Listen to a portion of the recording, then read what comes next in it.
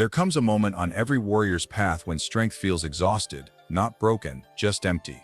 The body still moves, but the spirit hesitates. The mind whispers words it never spoke before.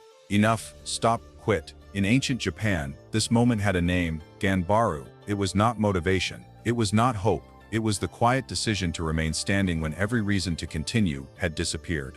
This story follows a warrior who reaches that edge, not on a battlefield of swords, but in the unseen war of endurance, pressure at work, failure repeated, discipline eroding under fatigue.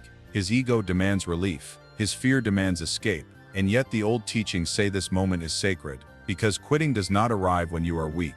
It arrives when transformation is near. Guided by a silent mentor and an ancient system of endurance, the warrior learns that Ganbaru is not about forcing effort, but about refining spirit, about staying present when discomfort burns, about refusing collapse without chasing victory. This is not a story about pushing harder. It is a story about remaining steady, remaining disciplined, remaining awake inside the fire. This is the ancient path of endurance, and it begins exactly where most men walk away. If you enjoyed the video, don't forget to like, comment, and subscribe, so I can keep bringing you great content. Chapter 1. When the will begins to fracture, there is a moment every warrior reaches when strength no longer feels sharp, not because the body is broken, but because the spirit is tired of carrying weight without witness. The road has been long, effort has been honest, yet the horizon refuses to move. The warrior wakes before dawn, as he always has. Discipline still commands his limbs, but something subtle has shifted.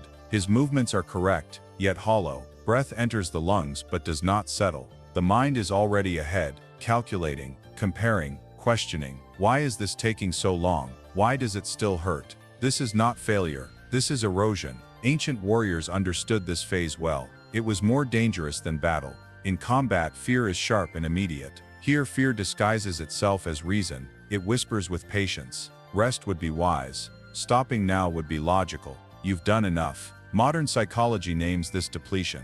Willpower fatigue. Cognitive overload. When effort stretches without visible reward, the nervous system begins conserving energy by narrowing attention. Presence collapses. The mind seeks escape, not because the task is impossible, but because uncertainty feels unbearable. The warrior feels this tightening in his chest. His reactions sharpen, small delays irritate him. Silence no longer calms, it accuses. Discipline turns mechanical, stripped of meaning. He still trains, still shows up, but inwardly he has begun to negotiate. This is the first fracture. In ancient systems, quitting was never sudden. Men did not abandon the path in one dramatic decision. They drifted away, step by step as awareness thinned. The warrior does not say "I will quit." He says "I will pause." But pauses become habits. Habits become exits. Fear plays its most convincing role here, not as panic, but as protection. It frames endurance as foolishness. It demands relief, certainty, closure. The ego joins in, wounded by the lack of recognition. If this mattered, wouldn't it feel better by now? The warrior does not yet realize that what he is feeling is not a signal to stop, but a signal to deepen presence. Stoic philosophers warned of this exact danger. They taught that suffering increases when we demand outcomes instead of inhabiting effort. When the mind leans forward, desperate for resolution, it abandons the only place strength is accessible, the present moment. In Musashi's time, warriors trained for years without affirmation, no audience, no guarantees. Endurance was not dramatic perseverance, it was quiet staying, remaining when emotion begged for release, standing firm without agitation. The warrior, however, has not been taught this yet. He believes endurance means pushing harder, forcing will, tightening discipline, but pressure without presence only accelerates collapse, like a blade struck again and again at the same point. Eventually the metal thins. He begins to notice his breath shortening, his thoughts looping, his identity clinging to effort itself. I am the one who does not quit. But when identity carries endurance, endurance becomes fragile. The ego demands payoff. This is why quitting feels justified long before it feels chosen. The mentor watches from a distance. He does not intervene. Ancient teachers knew this law. A man must first feel the cost of losing presence before he can value staying. The warrior sits alone one evening, tools beside him, body still strong, spirit restless. Nothing catastrophic has happened, no defeat, no collapse. Only a quiet question pulsing beneath every breath. How much longer? That question is the true test. Because when endurance is measured by time, it becomes unbearable. When it is anchored in presence, time dissolves. The warrior does not yet know Ganbaru. He does not yet know that endurance is not about pushing through pain, but about staying with it without resistance. For now he only knows this: something inside him is thinning, and unless he learns to remain here, fully calmly, without demanding relief, the fracture will widen, not with noise, but with silence. The mentor speaks when the warrior is no longer asking for answers, only for relief. They sit beneath a cedar tree, darkened by age and weather, no ceremony, no instruction scrolls. The mentor's presence is unforced, his posture settled like stone that has never argued with rain. The warrior waits for guidance that sounds like strategy or motivation. None comes. Instead, the mentor asks quietly, "Why do you want it to end?" The question lands heavier than a command. The warrior searches for reasons: fatigue, time, uncertainty. But each explanation feels thin when spoken aloud. The mentor listens without correction, then nods once. This, he says, is where Ganbaru begins. Ganbaru is not introduced as heroism. It is not grit. It is not the violent forcing of will against reality. In the ancient system, Ganbaru meant to remain without agitation, to stay rooted in effort without emotional bargaining, to continue without demanding comfort, recognition, or certainty. Most men misunderstand endurance. They think it is pushing through pain, but pushing implies resistance, and resistance multiplies suffering. The mentor explains that quitting is rarely about inability. It is about the nervous system seeking escape. When discomfort persists, the mind labels it as danger. Fear tightens perception. The body prepares to flee, not physically, but psychologically. Distraction, rationalization, withdrawal. Ganbaru interrupts this reflex. In Musashi's era, warriors trained not to eliminate fear, but to coexist with it. Calm was not the absence of sensation, it was the refusal to be governed by it. Musashi wrote that emotional reaction hands initiative to the opponent. To react is to surrender timing, to stay neutral is to command space. The mentor gestures toward the forest. "Nothing here rushes," he says. Yet everything endures. The warrior begins to notice how often he has been negotiating with discomfort, counting days, measuring effort, seeking milestones to justify staying. Ganbaru strips this away. It does not ask how long, it asks only, "Are you present now?" Modern science echoes this ancient truth. Studies show that perceived pain decreases when attention remains open and non-judgmental. Resistance amplifies stress. Acceptance stabilizes the nervous system. Endurance becomes sustainable only when urgency dissolves. The mentor assigns no new task. He does not increase training. He removes something instead. Expectation. "Stay," he says, without commentary. The warrior is unsettled by the simplicity. Without goals, without validation, effort feels naked. Ego protests. What is the point if nothing is achieved today? But this protest is precisely the fracture Ganbaru addresses. Ganbaru is not stubbornness. Stubbornness is ego-driven endurance. Ganbaru is humility before difficulty. It is choosing to remain engaged without emotional demand, to work without asking the work to reward you. The warrior practices this in silence. When fatigue rises, he does not label it. When boredom appears, he does not escape it. He stays with breath, movement, stillness, not as a technique, but as a posture. At first discomfort spikes. The mind rebels when it loses its negotiating tools. But slowly something shifts. Sensations lose their edge. Time loosens. Presence widens. The mentor watches, says little. This is the discipline of staying, he finally says. Not staying because you must. Staying because you can. The warrior realizes something unsettling and freeing. Quitting was never about the path being wrong. It was about his refusal to stand inside uncertainty, without explanation. Ganbaru does not promise relief. It offers something stronger, stability without conditions. And for the first time in a long while, the warrior stops asking when it will end. He simply remains. The next phase of training feels almost like a contradiction. The warrior expects more weight, longer hours, sharper demands. Instead, the mentor slows everything down. Movements become deliberate. Breath becomes the center of attention. Silence stretches longer than before. What once felt like training now feels like exposure. You are still fighting, the mentor says one morning, watching closely. The The warrior is confused. He has not complained. He has not quit. He has stayed. But the mentor sees what the warrior cannot yet name: tension beneath effort, a quiet clenching, a subtle war against sensation. Most men endure by hardening. They tighten the jaw, narrow the focus, force themselves through discomfort with clenched will. This works briefly, but it burns the system from the inside. The body tires. The mind grows impatient. Endurance collapses into resentment. The ancient system taught something different: endurance without resistance. The mentor explains that pain is not the enemy. Resistance is. When the mind labels discomfort as unacceptable, it multiplies the signal. Fear rises. Muscles tense. Breath shortens. The nervous system shifts into survival mode. But when discomfort is allowed, fully felt, fully present, it loses authority. This is not passivity. It is precision. The warrior begins with breath. Slow inhalations through the nose, long unforced exhalations. The body remains active, but the breath tells the nervous system there is no emergency. Presence expands outward instead of collapsing inward. At first the mind resists this softness. Ego associates calm with weakness. If I relax, I will lose edge. But the mentor corrects him. Only the untrained need tension to feel strong. As days pass, the warrior notices a strange shift. Effort no longer feels like punishment. Fatigue still appears, but it no longer demands escape. Sensation becomes information, not threat. Modern neuroscience confirms what ancient warriors practiced intuitively. When attention is open and non-reactive, the brain's pain centers reduce activation, stress hormones decrease, cognitive clarity improves. The system becomes efficient rather than explosive.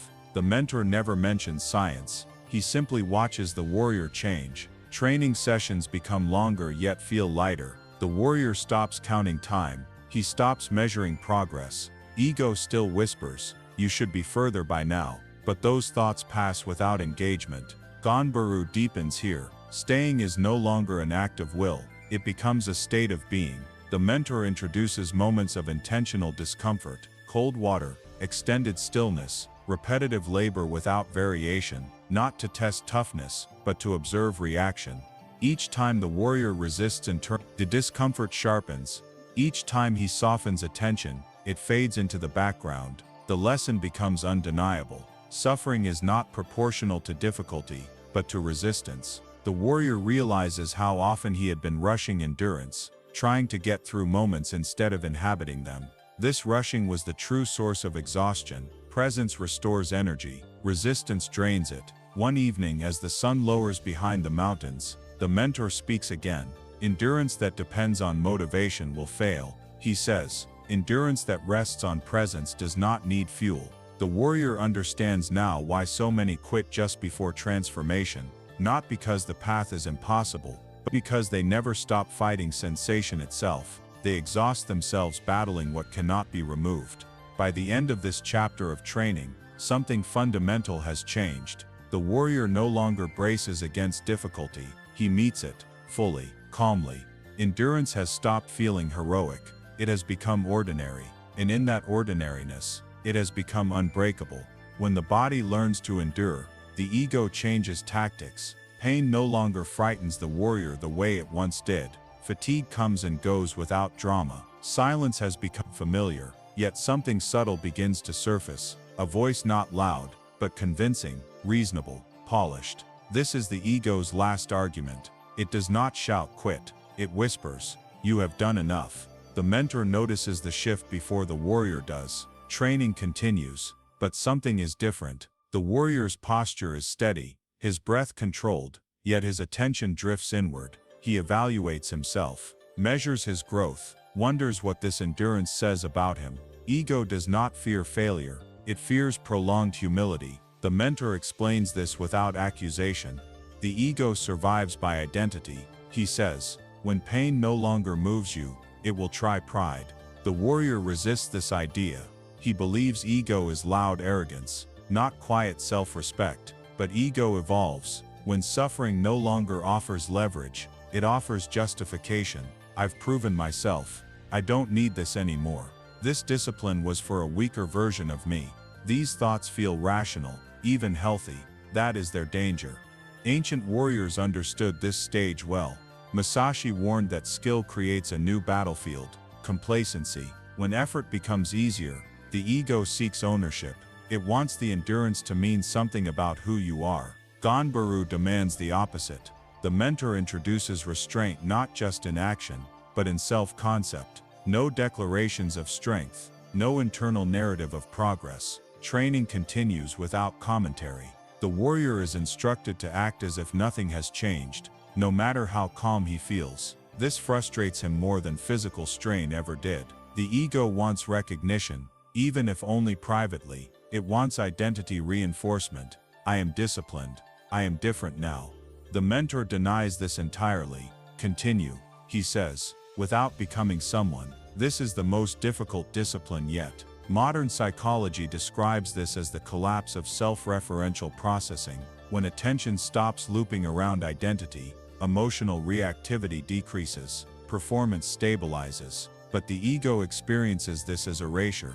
The warrior feels a quiet panic. If endurance no longer defines him, then what does? The mentor offers no replacement identity. That is intent. Ganbaru is not about becoming superior. It is about remaining available to the moment, without needing a self-image to defend. The warrior begins to see how often quitting was tied to identity. Quitting preserved dignity. It protected the story he told about himself.